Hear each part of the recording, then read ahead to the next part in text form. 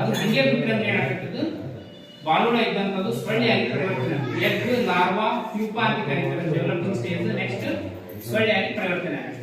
ಪ್ರತಿಯೊಬ್ಬರ ಮನೆಯಲ್ಲಿ ನಾವು ಮನೆ ಬಿಟ್ಟು ಬಂದಾಗ ಒಂದು ಸಮಸ್ಯೆ ಏನಾಗುತ್ತೆ ಅಂದ್ರೆ ನೀರ ಬಾಲೂಡ ಆಗಿದ್ದು ಅದು ಏನಂತಾರೆ ಅವರು ಇಲ್ಲಿ ಆಟದ ಮೇಲೆ ಅದಕ್ಕೆ ನೀರಲ್ಲಿ ಬಾಲೂಡ, ಆಟದ ಮೇಲೆ ಧೂಳಿದ್ರೆ ನೀರಲ್ಲಿ ಬಾಳು ಆಗಲ್ಲ.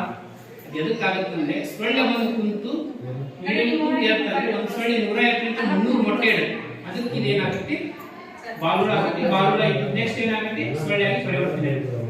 ಇನ್ನೊಂದು ಮನೆಗೆ ಹೋದಾಗ ಇನ್ನೊಬ್ರು ಹೇಳೋದು ಏನಪ್ಪಾ ಅಂದ್ರೆ ಗಟರ್ ಸ್ವಚ್ಛ ಇಲ್ಲ ನೋಡ್ರಿ. ಒಂದು ತಪ್ಪು ಕಲ್ಪನೆ ಏನಪ್ಪಾ ಅಂದ್ರೆ ಜನರಿಗೆ ತಿಳುವಳಿಕೆ ಇಲ್ಲ. ಡೆಂಗ್ಯೂ ಸೊಳ್ಳೆ ಯಾವಾಗಲೂ ಶುದ್ಧ ನೀರಲ್ಲೇ ಮೊಟ್ಟೆ ಇಡುತ್ತೆ, ಗಟರ್ ನೀರಲ್ಲಿ ಮೊಟ್ಟೆ ಇಡೋದು ಯಾವುದು ಮಲೇರಿಯಾ ಸೊಳ್ಳೆ. ಈಗೆಲ್ಲ ಕಡೆ ಪ್ರಕರಣಗಳು ಹೆಚ್ಚಿಗೆ ಬರ್ತಾ ಇರೋದು ಡೆಂಗ್ಯೂ. ಆದ್ದರಿಂದ ಏನ್ ಮಾಡ್ತಾರೆ, ಶುದ್ಧ ನೀರಿನ ಪರಿಕರಗಳ